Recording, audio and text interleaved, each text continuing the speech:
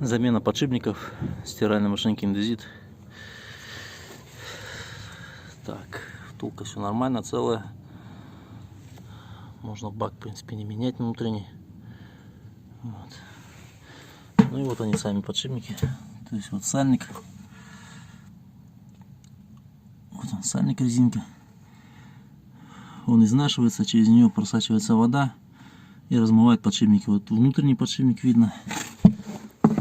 И вот наружный подшипник. Это все будет меняться. Вот стоит тен у нас с датчиком температуры.